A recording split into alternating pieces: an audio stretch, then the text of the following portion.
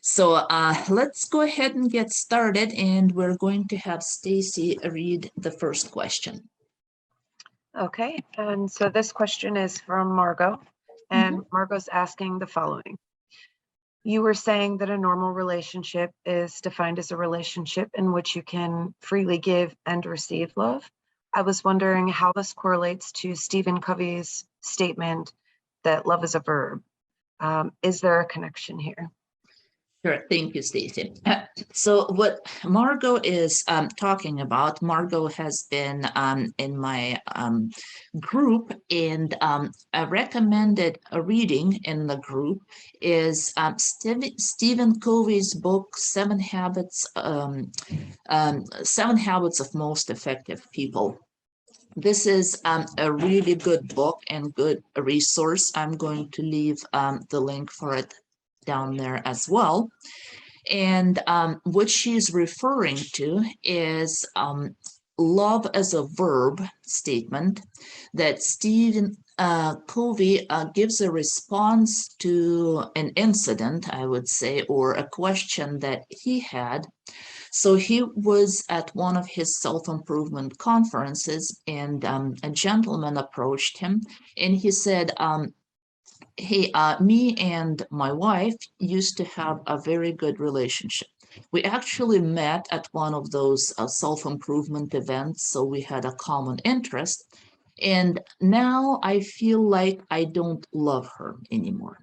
And I can't remember if it was the background that he gave or if that's something Stephen Covey observed, but all through that conference, she was messaging him constantly, like, where are you? What are you doing? Are you still at the conference? Is this where you're really at? So he couldn't even participate in it functionally because she was constantly bugging him and blowing up his phone and wanting that attention, and that really irritated him. And so he came to Stephen Covey asking, what do I do about this relationship? It used to be great. Now it's nothing but frustration to me, and I don't feel like I love her anymore. So Stephen Covey's response to that was just love her. And he is like, well, I just told you I can't. That feeling is not there, it's gone. Stephen Covey explains that so he responds to him and he says, love is a verb. It's not so much what you feel, but it's what you do. You need to be showing her love. You need to actively do things showing that you love her, because kind of, that's that's what you need to do.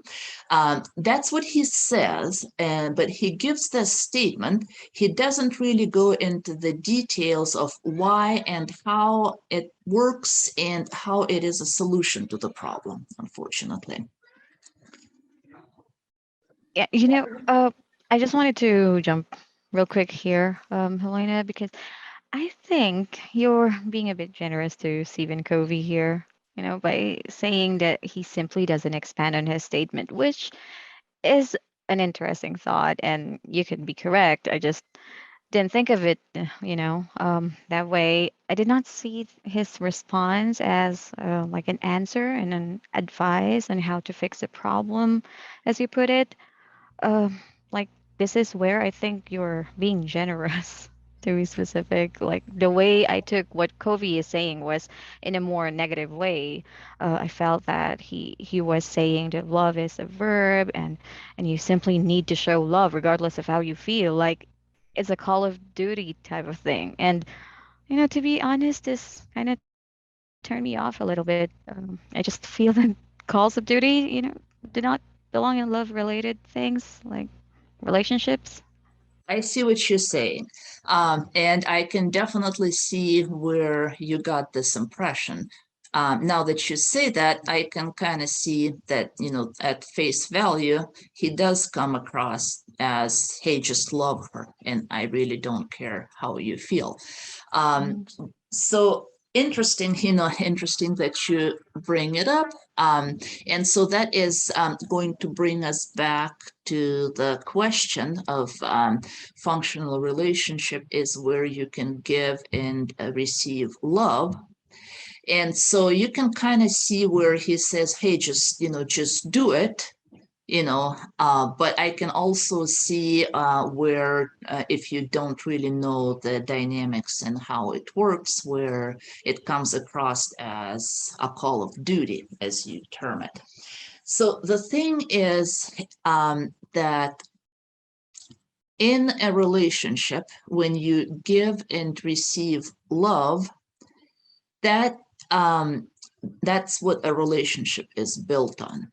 And it's not really a call of duty per se, but what he is asking him to do is to put that component back into the relationship. Because as I have explained earlier, what the gentleman described, the dynamics of that relationship, is that she was constantly bugging him and questioning what he was doing. Are you at the conference? Are you really doing this? Did you this? Did you that? So it's obvious from that description is that she is lacking somehow his attention, and something is making her wonder if he's really at the conference or if he is with somebody else or doing other things. Mm-hmm. And, I'm kind of reading into this, obviously, but when this happens, the first thing that it would tell me looking at that situation is that that woman is feeling that she is not receiving love from him for some reason. And one of the main reasons is probably because, as he himself admits, he lost interest.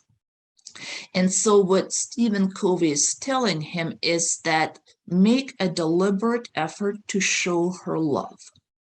Once you start doing that and she feels loved, she will probably reciprocate, because there is a very important principle of reciprocity that we're kind of, built with. That's how we were made. If you think about, I guess, a good example to explain this would be if you think about, say, you go in to buy a car at a car lot. And you walk in, and here comes a salesman, says, okay, what kind of car do you want? What are you looking for? How can I help you? If you picture yourself in that situation, most of us are usually turned off, like we're being sold. It's like, no, I'm just browsing. Just let me be, it's okay. Immediately a wall goes up. But if we walk into this car lot and a car salesman comes out, it's like, hey, how are you doing? Here is a free latte. Would you like to enjoy a cup of coffee while you're browsing?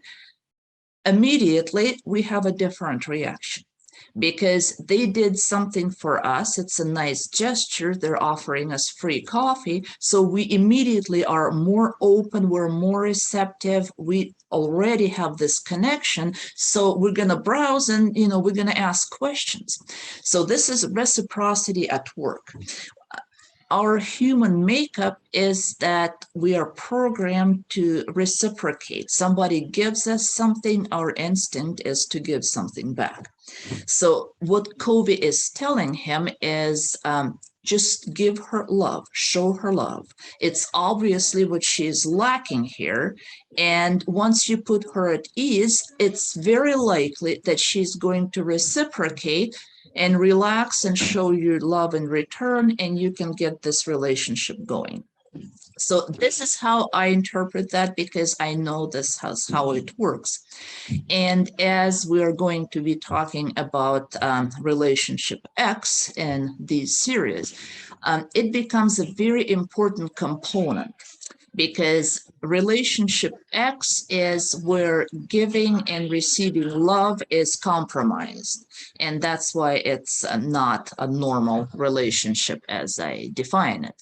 So sometimes it becomes very difficult in that particular relationship to give love because you're not receiving it. And the only way you can is basically make effort and think about it in terms of love as a verb. I think, Margot makes a very good point and very good connection here to just default to that and make a conscious effort to show love. And that more often than not to say always, I'd say always if you stick with it, but more often than not will get your relationship on the right track. Why and how it works, we are going to go over in more detail when we get to that particular discussion. So as an answer to this question, and the main takeaway is that there are situations, especially when you're hurt, when you're not receiving love, when your relationship is not on a normal plateau, to tell yourself, I'm going to do this anyway.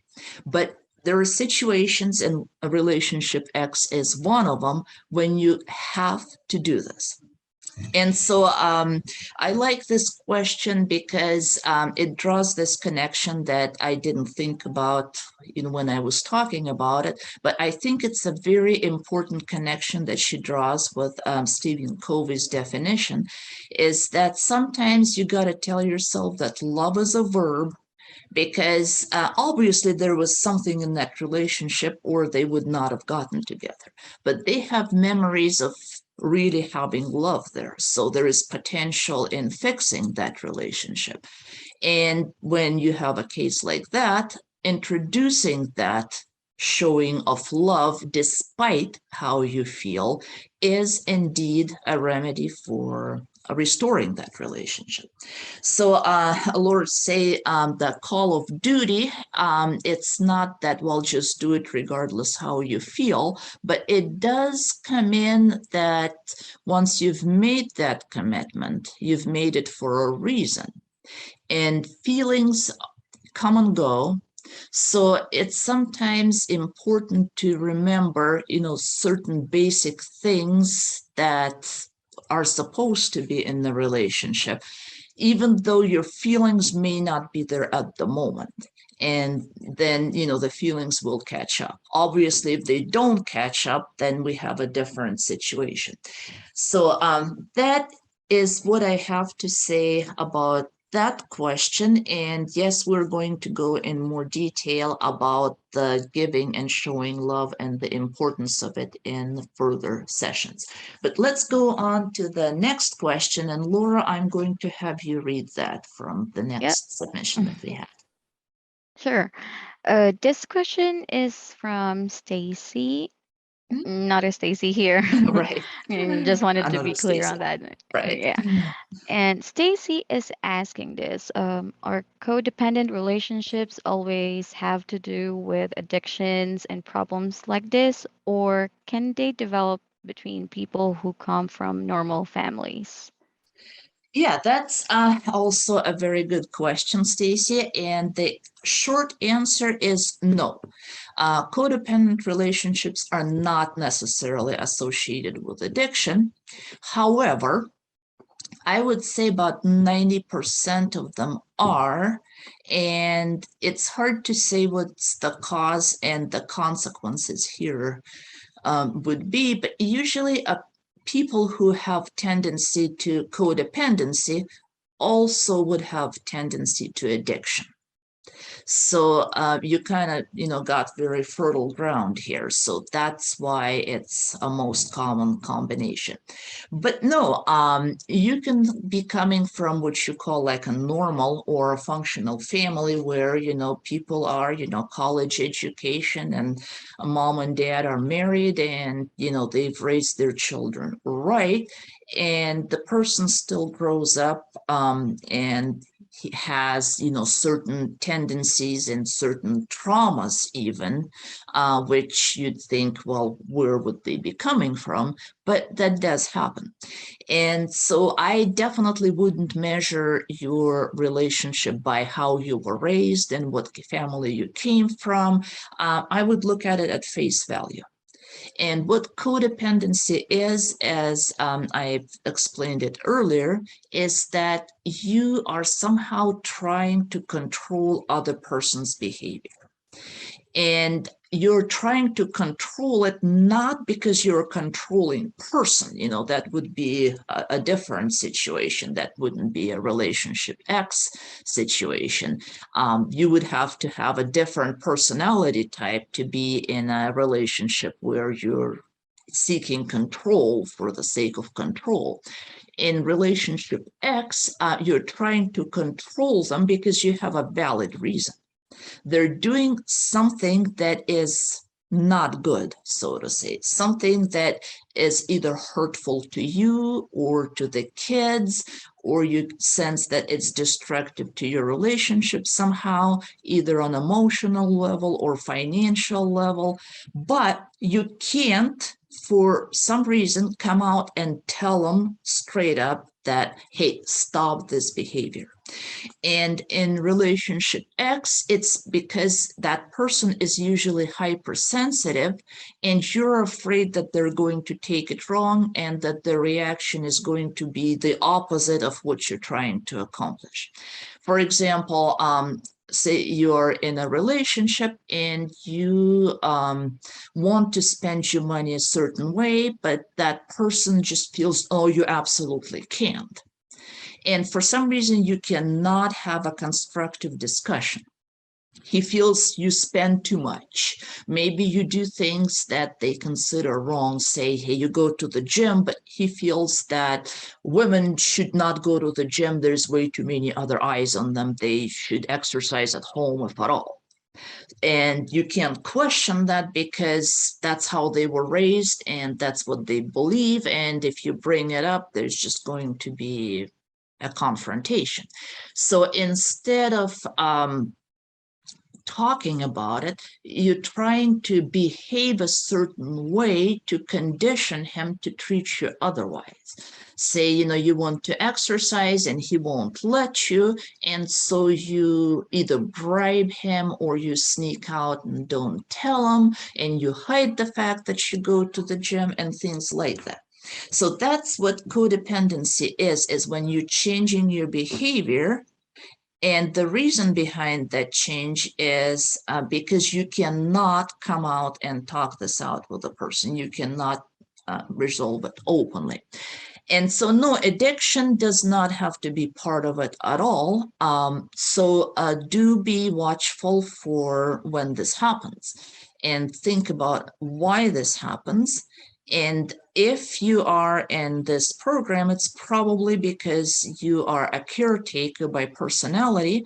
And so those dynamics are going to develop between you and the person who we so far are terming personality X. We haven't defined it yet. So yeah, leave addiction out of it and just look at your dynamics and stay tuned in because we're going to dig into the details and describe this, what it is and how it is, and dig into dynamics and so forth. Okay, so we have time for one last question here that I have, and we are going to have Caroline read it. Yep. This question is from Not a Fool Now, and it reads as follows. I have a feeling that what you term as relationship X is simply a relationship with a person who has a narcissistic personality disorder. Am I correct? Thank you, Caroline. So I just want to make a side remark to you guys that no, you do not have to use your real name when you submit a question. Obviously, you can use any name you want, but I keep in mind that if you use something like social butterfly or perfect stud, that it's going to be read in this kind of setting. So be mindful of that. So if you use an avatar, you don't just keep in mind that it still is the name that we're going to know you by.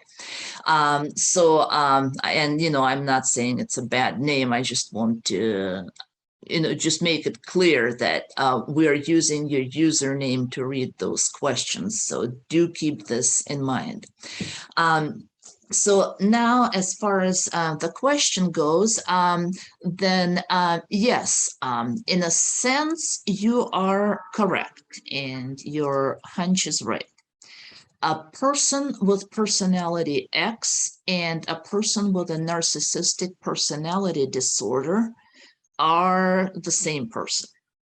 The difference here being, and that's why I'm terming it as personality X, and I was going to lead you to that as we go along, but now that you're asking this question, okay, let's get it over with. Now, person with personality X, and that's why I term it like this, is a person who grew up with some kind of trauma in their life. And this trauma is oftentimes associated with child neglect. So a person could grow up, as I was talking about in response to the previous question, in a family that on the surface appears to be very functional. They have a mom and dad who are in a good relationship, you know, and they have kids and they raise their kids. But oftentimes what happens, let's say both parents work long hours and they come home tired and they just do not give the child the attention that they need. And they haven't put any, you know, any dynamics in place to make up for it, because sometimes like even a good caring nanny would solve that problem, but not everybody has that. And so somehow that child grows up with a need for love that hasn't been filled, and to the point that it becomes traumatic. Another part that contributes to that is excessive amount of shame. So that person has been told they're never going to be anything, they're not going to amount for anything, they can't do anything right, they've been criticized too much, which again can happen in any kind of setting. And so shame for most of us is a good thing. You know, you do something stupid and then you feel embarrassed and then you know not to do this again. You know, it will keep you from, you know, doing stupid things next time. And it's okay, it's a building, it's a growth tool. But if you've been shamed too much, constantly, then there's only so much you can take. And pretty soon it's like pouring salt on an open wound. Anything that is just a little bit of shame is so painful that you can't take it. And so a person gets to the point where they just will not accept any shame. It hurts too much. It's overkill. It's overload. And so that's the type of person, as I term as personality X. And they develop certain traits because of that, which we're going to discuss later again. And that person, which is interesting, sees themselves as a wounded child, because at the end of the day, they are. They grew up without love. They've been hurt. They're traumatized somehow. So for themselves, they see themselves as a wounded child. But for everybody else, because they did not develop certain social qualities, certain skills in getting along with people, and because they're so focused on themselves, because they never had enough love, so they want more of it. They've always been shamed, so they will not accept shame. So what this manifests itself is what is termed in mainstream psychology as a narcissistic personality disorder. So it's a person who has those qualities and behaviors as a narcissistic personality disorder type of person, and they're destructive. When they are in a relationship, they behave in a way so that you can't really get along with them. So this is why I term it as a personality X, is because I don't want to call them a narcissist. It's a very negative connotation. If you want to keep that relationship, it's very important to understand the other side of it and what person is underneath all that. But at the same time, you can't just term them as a wounded child, because we can't condone this, because the behaviors that they manifest because of the fact that they're a wounded child are unacceptable. They, those behaviors are destructive to relationships. You can't really live with them like that, because they will turn you into an emotional slave eventually, because they don't know how to give love. And so that's why I picked the term personality X, because to me it encompasses both sides of this. And yes, we're going to go into more detail, but now that this question's been brought up, it's good to keep in mind that personality X is both. It's what is seen as a person with a narcissistic personality disorder, and it's also a wounded child. It just depends which side you're looking at it, but it's the same thing. It's just you see yourself as one thing, you project something else, and at the end of the day, it's both in one. So that's what personality X is. But thank you, ladies. That was a very good meeting. Thank you, everybody who submitted the questions. If anybody has follow-ups, please do send them below. That link explains to you how it works, which I won't go into the details here. So just read what's there. It'll tell you what that process is and how it works.